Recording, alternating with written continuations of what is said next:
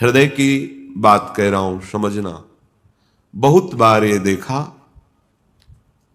कुछ ऐसी वासनाएं होती हैं कई जन्मों की, इतनी दृढ़ होती हैं कि बहुत समय तक भजन करने पर भी, ये जब तक भगवत साक्षात्कार नहीं होता तब तक ये बनी ही रहती है सूक्ष्म रूप से। अगर इनको अवसर मिल जाए तो ये पूरा वृक्ष रूप हो जाएंगे। अंकुरण वृक्ष रूप बनना देर नहीं लगता इसमें। बहुत बार प्रयास करने पर वो वासना अपने द्वारा नष्ट नहीं की जा सकती, ये देखा है। उसके लिए गुरुदेव के चरणों में, आराध्य देव के चरणों में मन से बार बार त्राहिमाम बोलकर रोना पड़ता है।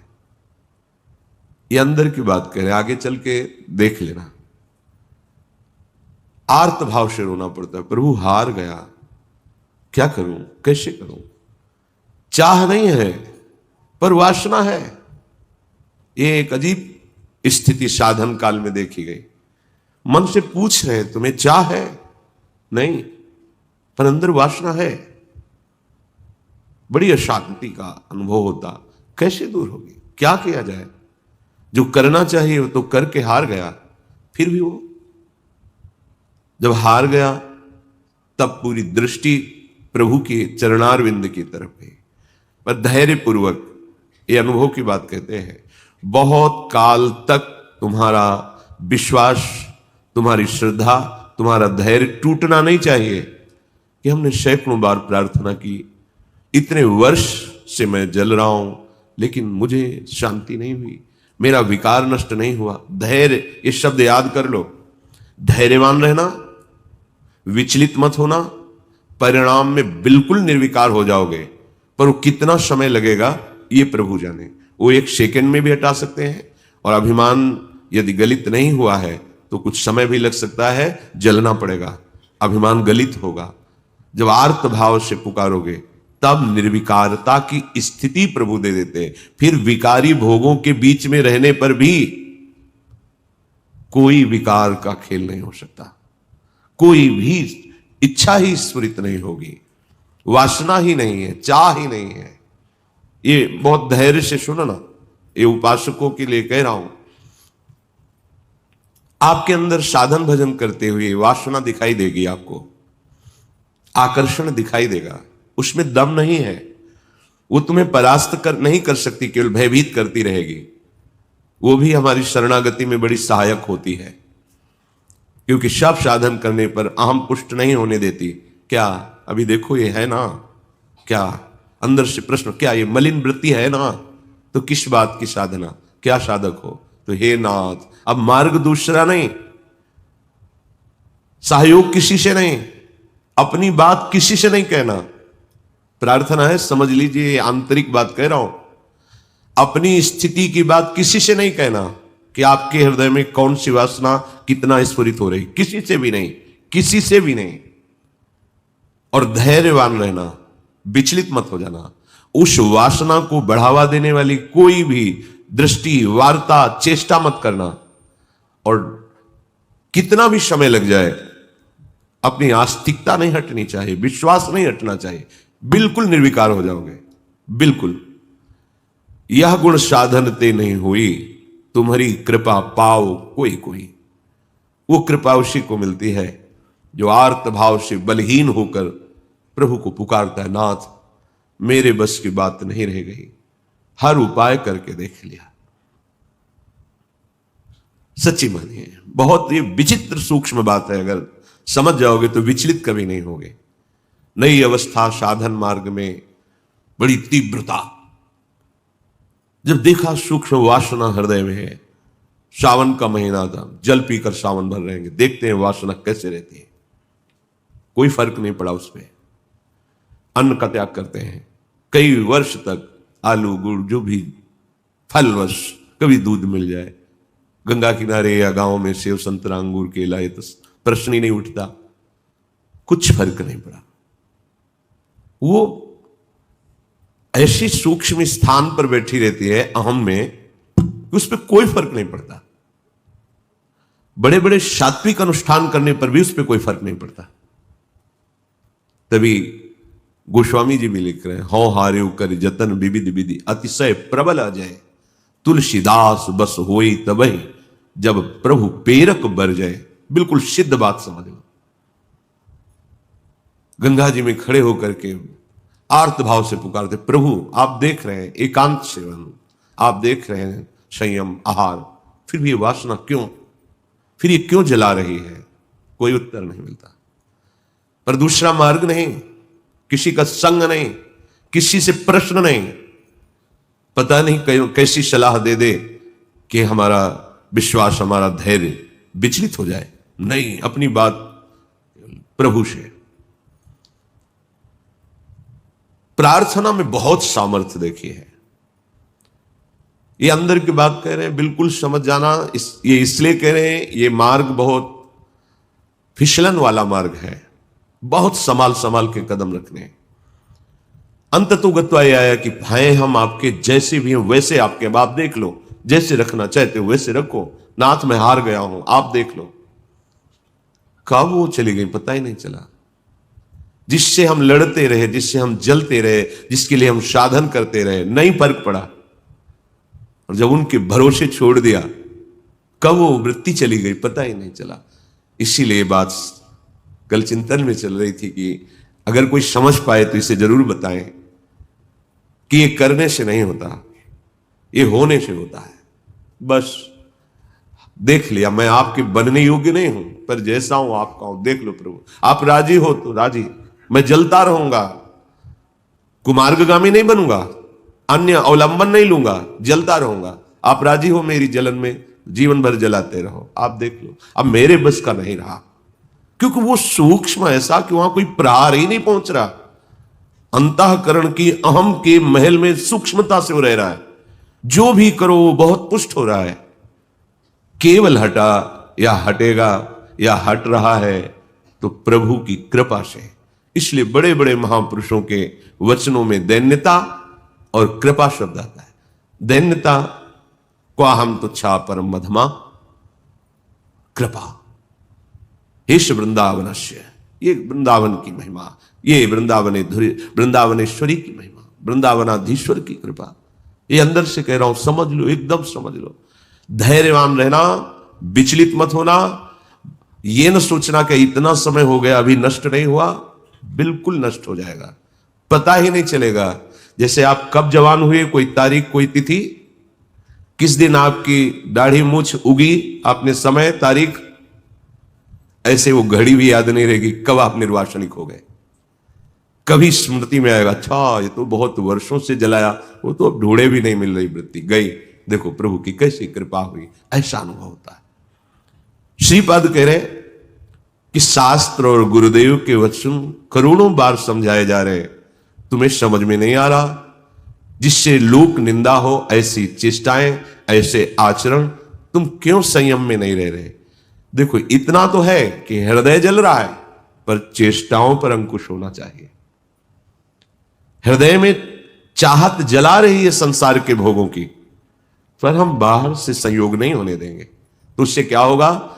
वो क्रमशः हर बार कम होती चली जाएगी, शांत होती चली जाएगी, पर पूर्णतया निर्विकार स्थिति ये भगवत कृपा से होती है।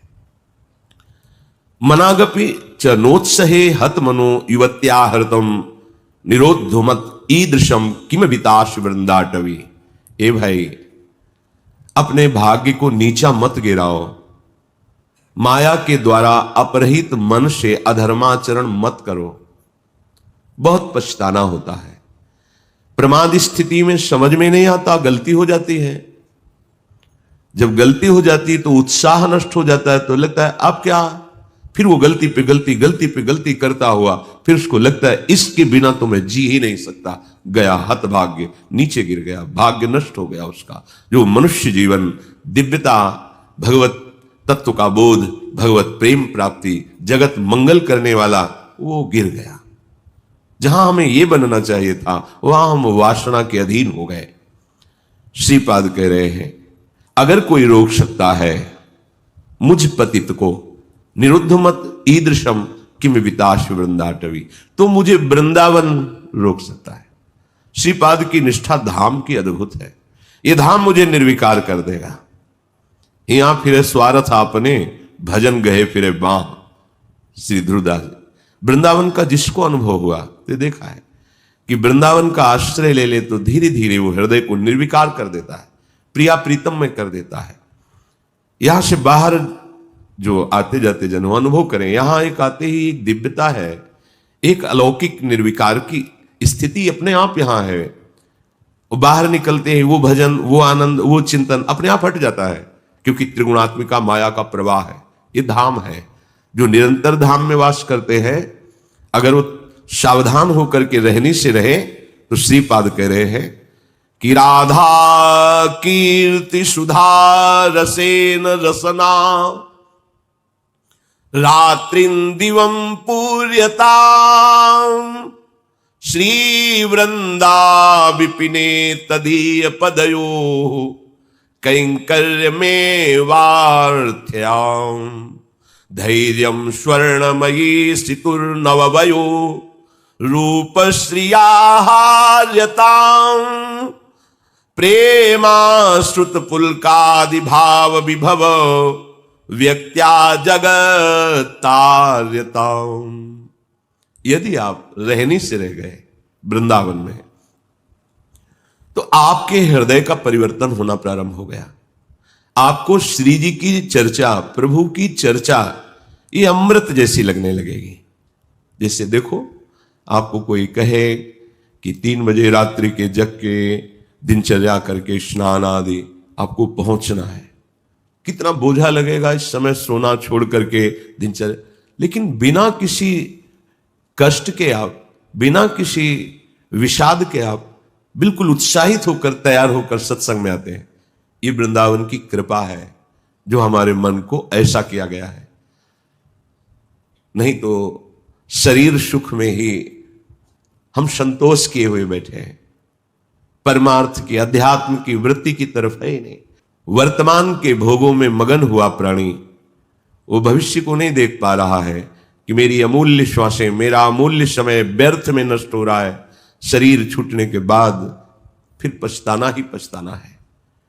कोई वस्तु, व्यक्ति, स्थान, पद हमारे साथ नहीं है। केवल प्रभु का नाम, प्रभु का चिंतन, प्रभु की सेवा, सत्संग, यही सत्य सच्चिदानंद है। यही तुम्हें शरीर छूटने के बाद परम सुख देगा। देखो, लौकिक सुखों के भोगों में लोग प्राण त्याग रहे हैं। तुम्हें एक जरा सा विवेक केवल धारण करने की जरूरत है। तुम्हें खुद दिखाई देगा कि सब धोखे में जीवन नष्ट हो रहा है। अज्ञान है इसलिए नहीं समझ में आता। थोड़ा सा विवेक, थोड़ा सा ज्ञान जागृत हो तो आप वैराग्यवान बन जाएंगे अंदर से। यदि आपको प्रभु की कथा वार्ता अच्छी लगने लगी है, बड़ी कृपा हो गई है। रोग का प्रभाव कम होने लगा है। नहीं, यह हरिचरित सुहाता नहीं है। जब हृदय मलिन होता है तो भगवत चर्चा नहीं सुहाती। राधा कीर्ति सुधा रसेन, रसना, ऐसा आपका जीव का स्वभाव बन जाए। चतुराशी जी, आपका जीवन बन जाए। गुनगुना रहे हैं पद या किसी भी ध्वनि में राधा नाम गुनगुना रहे, आपकी रसना पवित्र हो रही है, आपकी वाकेंद्री पवित्र हो रही है।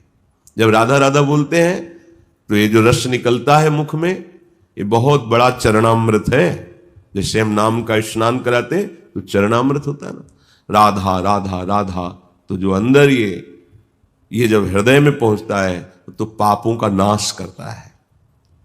राधा राधा राधा राधा राधा, ये तो जो निकला ये महान चरणामृत है। हृदय में जाकर पापों का नाश करता है, ये अकाल मृत्यु का नाश कर देता है। राधा नाम जपने से अकाल मृत्यु नहीं होगी, ये चरणामृत जा रहा है। राधा नाम अभी प्राण छूट जाए श्री जी को प्राप्त होगे, जिसका नाम वहीं धाम में पहुंच जाओगे। राधा नाम चल रहा है, कोई तुमसे भूल चूक हो गई, असत क्रिया हो गई, तत्काल भस्म हो जाएगा, उसका दंड नहीं भोगना पड़ेगा। इसका मतलब ये नहीं कि हम उत्साहित होकर पापाचरण करें, नहीं। कोई असावधानी, कोई त्रुटि, तत्काल वो जमा नहीं होगा, जाके कर्म वो जमा नहीं होगा, उसी समय भस्म हो जाएगा। विशेष है तो उसी समय आपको दंड मिल जाएगा। आप चपेटा लगा, गिर गए, आपको ठोकर लगी, अब कुछ हुआ, तत्काल शरणागत के लिए हिसाब आगे नहीं रखा जाता। तत्काल जलन हुई, तत्काल कोई चोट लग गई, तत्काल कोई कटुवचन बोल दिए, हृदय जला, शांत, वो पाप नष्ट। रात्रि दिवम पूर्यताम, पूरा समय जो जागृत का है, प्रभु की महिमामयी लीलाओं को गुनगुनाते हुए, श्रवण करते हुए। देखो कितना बढ़िया कलयुग की कृपा है। आप अपने घर में सत्संग चला के रख दे, पूरे कार्य करें, वो वातावरण भागवती और शब्द सत्संग के पढ़ रहे हैं। जैसे एकाग्रता पूर्वक सुने तो और अच्छा है, पर भजन करने में मन भागता है। अगर सत्संग चला को और फिर भजन करो तो जब भागेगा तो दो बातें हो रही, एक तो नाम चल रहा है और दूसरा सत्संग चल रहा है, तो जा नहीं पाएगा। उसे घेरो पहले, वास्तविक जो भजन का आनंद आएगा वो तो तब खुद अपने आप फिर इच्छा नहीं होगी, ये होगा कि जो नाम चल रहा है उसी को सुने, उसी को देखें, उसी पर। ऐसी स्थिति तक पहुंचने के लिए ये अच्छा है साधन कि सत्संग चला के बैठ गए। अब 1 घंटा का सत्संग चल रहा है और माला लिए बैठे, मन भागने की कोशिश करे सत्संग में, उसे 2 में पकड़ो, सत्संग चल रहा है, नाम चल रहा है, पकड़ा रहे। पूज्य राधा बाबा ने कहा 2 नाम चलाओ एक साथ। कितने प्रवीण महापुरुष हैं, एक तो चल नहीं पा रहा, वो कह रहे एक और अलग अलग। बाबा की अलग अलग महापुरुषों का चिंतन होता है। जैसे हम जप रहे हैं ये नाम और चिंतन मिला रहे हैं मंत्र, अब भागेगा तो कहां भागेगा? तुझे नाम भी जपना, चिंतन मंत्र का करना है।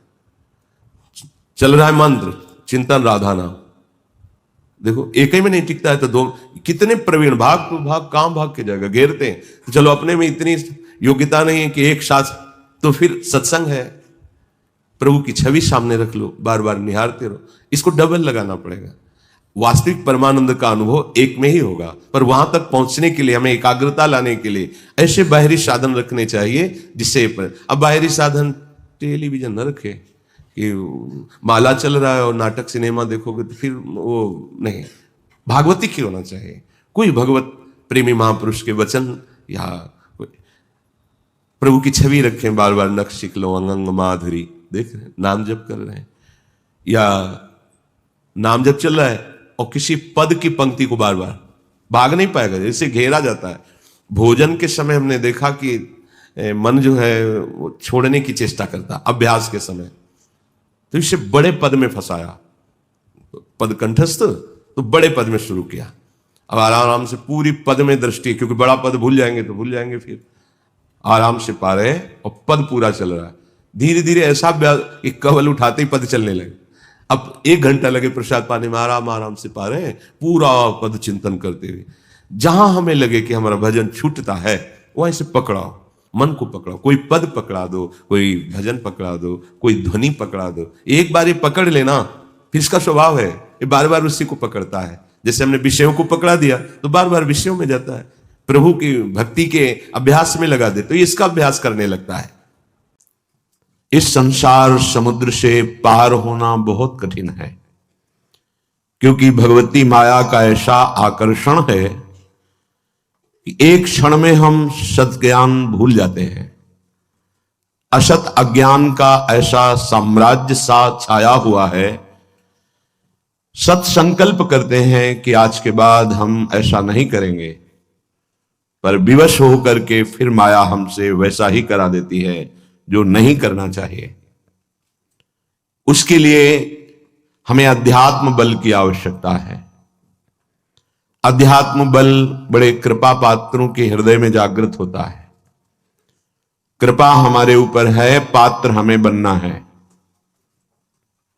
कृपा ना होती तो मनुष्य देह ना मिलता, साधु संग ना मिलता, धाम आने को ना मिलता, नाम लीला रूप प्रभु के सिद्धांत ये सुनने को ना मिलता। कृपा तो है, अब हमें कृपा पात्र बनना है, तभी वो प्रेमामृत रस हमारे हृदय में आएगा। कृपा पात्र उपासक एकमात्र अपने आराध्य देव के चिंतन का ही महत्व रखता है। उपासक के अंदर ये प्रश्न नहीं आना चाहिए कि हमें 6 महीना 1 वर्ष हो गए नाम जप करते हुए, कोई हमें परिवर्तन तो नहीं दिखाई दे रहा। 1 महीना अगर हम नाम जप कर रहे हैं या 1 वर्ष नाम जप कर रहे हैं तो ये सत चिंतन है। सत चिंतन कभी व्यर्थ नहीं होता। तुम्हें पता नहीं है कि तुम्हारे कितने अशुभों का नाश कर चुका है नाम, यदि वास्तविक आप जप रहे हैं। संचित कर्मों को पहले भस्म करता है नाम। इसीलिए नवीन उपासक को यह अनुभव नहीं होता कि नाम का फल क्या है, क्या आनंद है, क्या दुख मिटता है। इसलिए प्रार्थना है आप अपने अज्ञान के कारण कहीं नाम जपना ना छोड़ दे कि जब से नाम शुरू किया हमें कोई लाभ नहीं दिखाई दे रहा, हमें नौकरी नहीं मिल रही, हमारा काम नहीं बन रहा, हमारे दुख नहीं मिट रहे और दुख बढ़ रहे हैं। ऐसा आपको माया अनुभव कराएगी।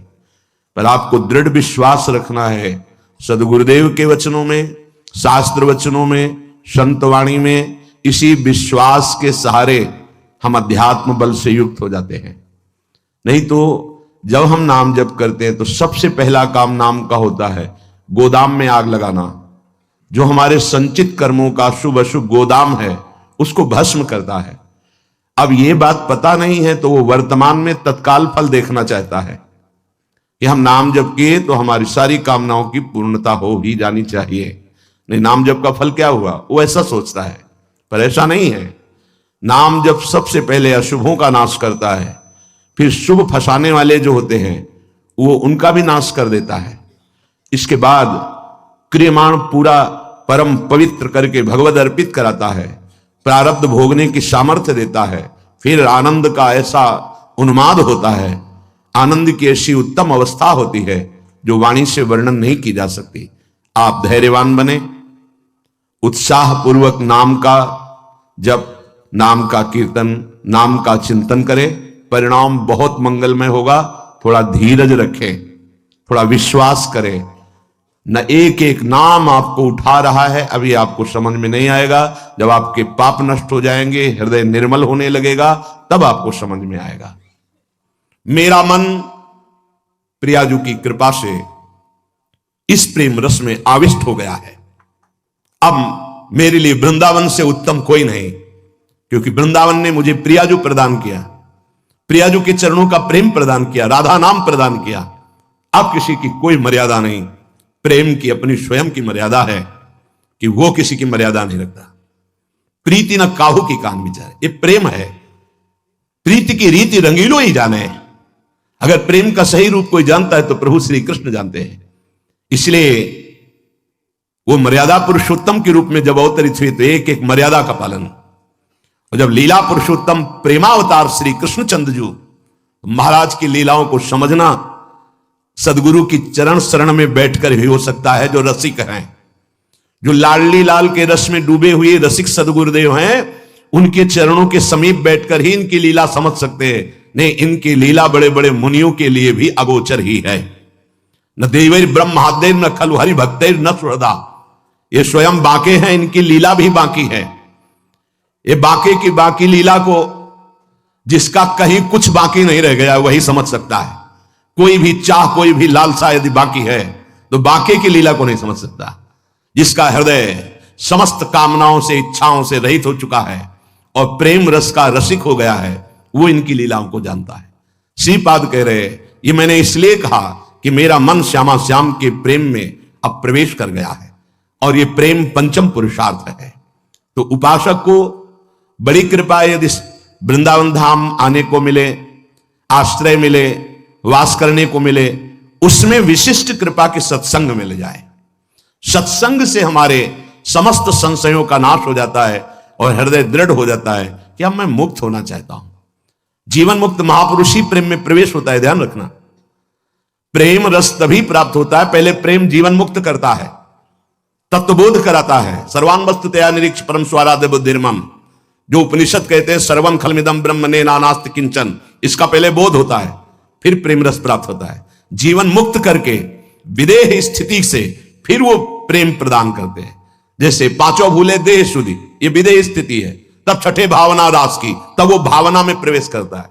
इतनी ऊंचाई हम अपने साधन बल से नहीं प्राप्त कर पाते, ये गुरु कृपा बल से। तभी कहा है रे मन रसकन संग बिन रंच न उपजे। एक साधारण बिना साधन जानने वाले को भी प्रियाजू मिल गए। क्यों? क्योंकि सीधे रसिक कृपा और आसक्ति मेरी लाडली, मेरी प्रियाजू, वो दुनिया के शास्त्रों का परिचय नहीं जानता, सिद्धांतों का परिचय नहीं जानता, बस उसके हृदय में एक बात बैठ गई, मेरी प्रियाजू, मेरी स्वामिनी, मेरी प्राण प्रिय सखी, लाडली जू, बात बन गई। ये जन्म बंधन से, कर्म बंधन से मुक्त होना बहुत कठिन विषय, बहुत कठिन। जब शास्त्रों का स्वाध्याय करो तब पता चलता है, तभी कहते हैं भगवत प्राप्ति अत्यंत कठिन, पर वो गलत शब्द है। भगवत प्राप्ति अत्यंत सरल। संसार का राग, शरीर का राग छोड़ पाना बड़ा कठिन, इसीलिए परिणाम को वो कठिन बोल देते हैं। परिणाम को कठिन बोलने से घाटा हो जाएगा, हम डर जाएंगे कि हम भगवत प्राप्ति नहीं कर पाएंगे। हमें उत्साह रखना है कि भगवत प्राप्ति बहुत सरल है, कठिन है शरीर संसार का राग छोड़ना, और इसकी जिम्मेवारी है गुरुदेव की। बस आप उनके कथनानुसार चले तो शरीर और संसार के राग का नाश हो जाएगा। परमार्थ का स्वरूप कल के सत्संग में वर्णन किया गया कि उपासक चाहे वो गृहस्थ हो या विरक्त, यदि इस मार्ग में उन्नति प्राप्त करना चाहता है तो किसी के स्वभाव या कर्म की ना तो प्रशंसा करे और ना निंदा करे। क्यों? जब वो गलत कर रहा है तो हम निंदा क्यों ना करें? तुम क्रिया को देख रहे हो लेकिन पावर को नहीं देख रहे। पावर गोविंद है उसमें, सामर्थ्य गोविंद है उसमें। उपासक उपास्य देव को देखता है, क्रियाओं को नहीं देखता। बोले नहीं, बहुत गंदा आदमी, उससे हम भगवान कैसे मान सकते हैं? तो गंदा उसकी क्रिया को लेकर के है, लेकिन परम कारण तत्व जो बैठा है वो निर्विकार, चेतन, अमल, सहज सुख राशि, उसको क्यों नहीं देखा? तुम क्रिया देखने वाले संसारी नहीं हो, तुम तत्व का दर्शन करने वाले भगवत भक्त हो, उपासक हो, जिज्ञासु हो। जैसे हम छाया को देखकर, कल ध्यान कीजिए सत्संग का, छाया को देखकर भ्रम हो जाता है कोई है क्या, ठूंठ को देखकर भ्रम हो जाता है भूत है क्या, रस्सी या टायर को देखकर हमें भ्रम हो जाता है ये सर्प है क्या, पर वहां कुछ नहीं होता। वो ठूंठ है, वो रस्सी है, वो आपकी छाया है। ठीक ऐसे ही पूरे संसार में आपके सिवा कुछ नहीं है। सच्ची माने आपको भ्रम होगा, कैसे ऐसे हो सकता है? जैसे स्वप्न में आपके मन के सिवा कुछ नहीं था, तो उसमें दुश्मन भी थे, मित्र भी थे, भोग भी था, ना जाने क्या क्या था, पर जब जगे तभी वो झूठा समझ में आया ना।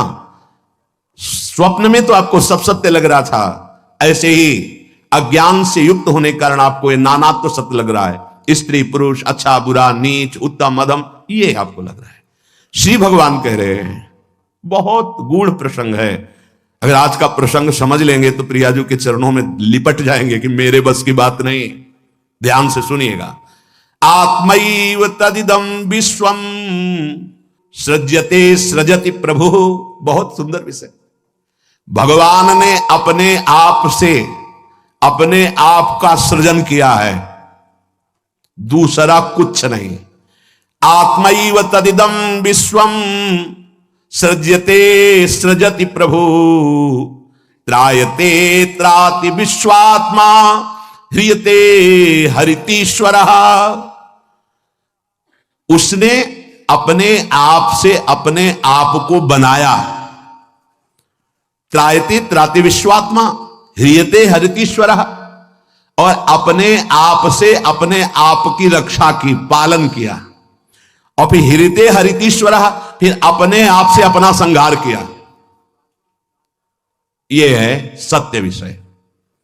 उद्धव तस्मान्नहात् बनोन्यस्मा दन्यो भावो निरूपितः निरूपितेयं त्रिविधा निर्मूला भातिरात्मनि इदं गुणमयं विद्धि त्रिविधं मायया कृतम्। इसलिए उद्धव तुम सच्ची बातें समझो। मैं अपने आप से अपने आप को रचा, अपने आप से अपने आप का पालन किया, और अपने आप से अपने आप का संहार कर लूंगा। किसको दोष दर्शन दें, किसकी निंदा करें, किसकी प्रशंसा करें? कोई दूसरा हो तब ना। आप कह रहे हैं हां, जिनको ज्ञान दृष्टि नहीं प्राप्त हुई है, व्यवहार दृष्टि प्राप्त हुई है, वो ये बात ना समझकर भिन्न देखते हैं। ये अच्छा, ये बुरा, ये स्त्री, ये पुरुष, ये जड़, ये चैतन्य, आदि आदि। उद्धव, ज्ञान दृष्टि के अतिरिक्त मेरे इस रहस्य को किसी और दृष्टि से नहीं जाना जा सकता। जो कुछ भी तुम्हें दिखाई दे रहा है, प्रतीत हो रहा है, तुम्हारे चिंतन में आ रहा है, ये केवल मैं ही मैं हूं। देखो, पीछे मन को लगाने की दो युक्तियां बताई गई थी। आपका मन जहां जहां जा रहा है वहां भगवान देखने की चेष्टा करे। वो वस्तु, वो व्यक्ति, वो पदार्थ, वो श्री भगवान ही हैं। क्योंकि जब पहले सृष्टि नहीं थी तो श्री भगवान थे। भगवान ने अपने आप में सृष्टि रची तो सब कुछ भगवान है, और जब समेट लेंगे तो केवल भगवान बचेंगे। तो जहां जहां मन जाए, जिस वस्तु, व्यक्ति, स्थान में, उस श्री भगवान को देखिए कि ये वस्तु, ये व्यक्ति, ये स्थान मेरे आराध्य देव बने हुए। दूसरी बात कही गई थी, जहां जहां मन जाए वहां से हटा के अपने लक्ष्य में लगाइए। बार बार मन को ऐसा करने से वो मन लक्ष्य में लग जाएगा, स्थिर हो जाएगा। अनिर्वचनीय मैं ही सब रूपों में स्वयं विराजमान हूं। इसलिए मेरी सृजन लीला देखकर, मेरी पालन स्थिति लीला देखकर और मेरी संहार लीला देखकर मेरा भक्त विचलित नहीं होता, क्योंकि मैं ही मैं स्वयं का सृजन, पालन और संहार कर रहा हूं। ये जो तीन प्रतीतियां हो रही, सृजन, पालन, संहार, अध्यात्म, अधिदैव, अधिभूत, ये बिल्कुल निर्मूल हैं। जैसे माया, जैसे स्वप्न में कुछ नहीं था, वैसे ही माया के द्वारा कुछ नहीं है। न सृजन है, न पालन है, न संहार है। मान सकते हो? मलिन अंतःकरण अज्ञान की स्थिति में कैसे मान पाओगे? ना होने पर यह प्रतीत हो रहा है। कैसे? ये तीन गुणों के प्रकाश से, सतोगुण, रजोगुण, तमोगुण के प्रभाव से दृष्टा, दर्शन, दृश्य, ये त्रिविधता पैदा हो गई। ऐसी त्रिविधता को मिटाने के लिए हमें मानव जन्म मिला है, साधना मिली, किसी और को पाने के लिए नहीं, अपने आप को जानने के लिए। एतद् विद्वान मदुदितम ज्ञान विज्ञान नैपुणम न निंदन्ति न च स्तौति लोके चरति सूर्यवत। जो मेरे इस परमार्थ सिद्धांत को जान जाता है, वो ज्ञान विज्ञान में उत्तम स्थिति को प्राप्त हुआ महात्मा ना कभी किसी की प्रशंसा करता है, ना किसी की निंदा करता है। वो सूर्य के समान पूरे त्रिभुवन में समभाव से विचरता है। प्रत्यक्षेणानुमानेन निगमेन आत्म संविदा आद्यंतवद सज ज्ञात्वा निस्संगो विचरेदिह। इसलिए मेरा भक्त प्रत्यक्ष से, अनुमान से, शास्त्र से, आत्मानुभूति से, महापुरुषों से वो ये जान चुका है कि माया का त्रिविध खेल चल रहा है, सतोगुणी, रजोगुणी, तमोगुणी, पालन, सृजन, संहार। इसलिए वो सबसे असंग हो जाता है। ये स्थूल, सूक्ष्म कारण, तीनों लोक असंग होकर के वो अपने आप से अपने आप में तृप्त रहता है। धन्य है ऐसा महापुरुष जो अपने आप से अपने आप में तृप्त रहता है, वो असंग भाव से विचरता है। उद्धव जी को एक प्रश्न यहां परेशान करने लगा मन में कि आत्मा अविनाशी, चैतन्य घन, शरीर जड़, नाशवान, फिर ये जन्म किसका होता है, फिर मरण किसका होता है? प्रश्न कर बैठे। बहुत सुंदर प्रश्न है और बहुत सुंदर उत्तर है। यदि आप समझ पाए तो आप प्रियाजू के चरणों में भाग पड़ेंगे, क्योंकि आपकी समझ के परे की बात है। लाडली जो मेरी तो कुछ समझ में नहीं आया, बस मैं तो यही कह रहा हूं, हमारी महारानी श्री राधा रानी। इसलिए थोड़ा धूप का ताप लगे ना तो वृक्ष की छाया अच्छी लगती है। देखो, संसार से मुक्त होने के लिए ये बहुत जोर का प्रश्न है। उद्धव जी ने कहा, नैवात्मनो न देहस्य संस्थितिर दृष्ट दृश्यो अनात्मस्व दृशोरीस कस्य दुपलभ्यते।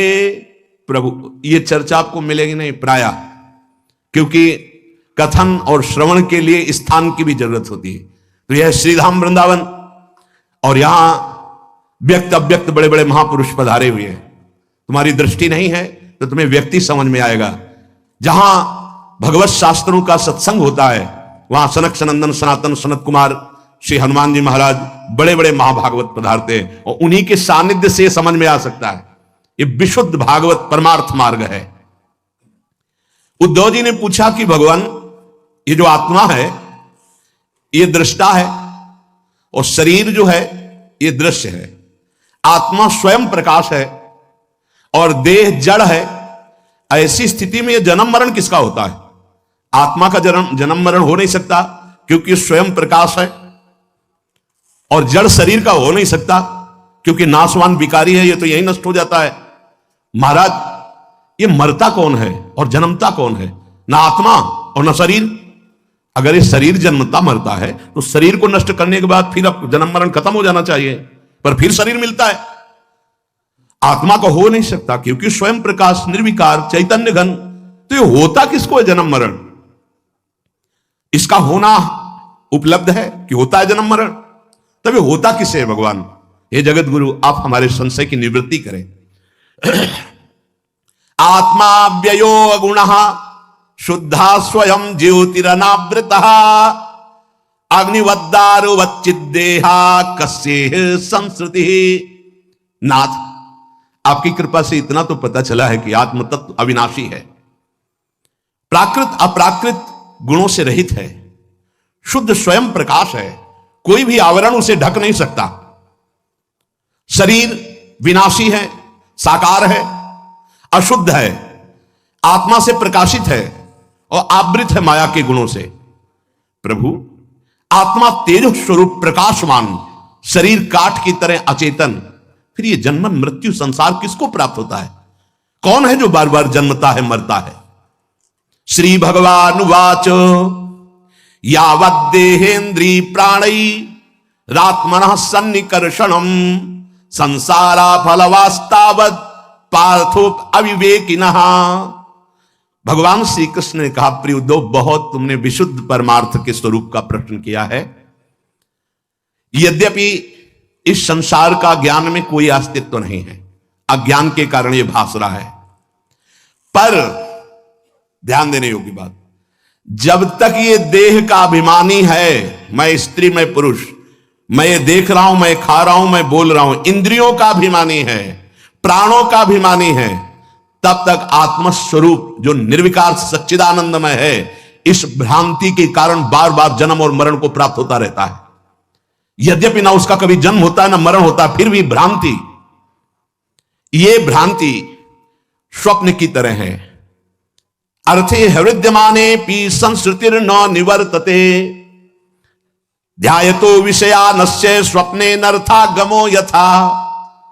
जब तक इसको ये भान रहता है कि मैं स्त्री हूं, मैं पुरुष हूं, मैं अपनी इंद्रियों से भोग रहा हूं, मैं ये भोगा हूं, ये भोगूंगा, ये उसकी भ्रांति ऐसे है जैसे स्वप्न में।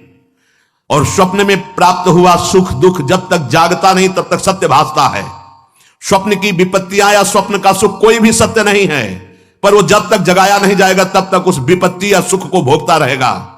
ऐसे ही बिल्कुल न जन्म है न मरण है, आत्म तत्व निर्विकार, शरीर भ्रमात्मक त्रिगुणात्मिका माया से रचा हुआ। पर जो साधक, जो मनुष्य अपने को स्त्री या पुरुष मानकर और विषय भोगों का चिंतन करता रहता है, वो अज्ञानी स्वप्नवत भोगों में फंसा हुआ जन्म मरण रूपी संसार से कभी निवृत्त नहीं हो सकता।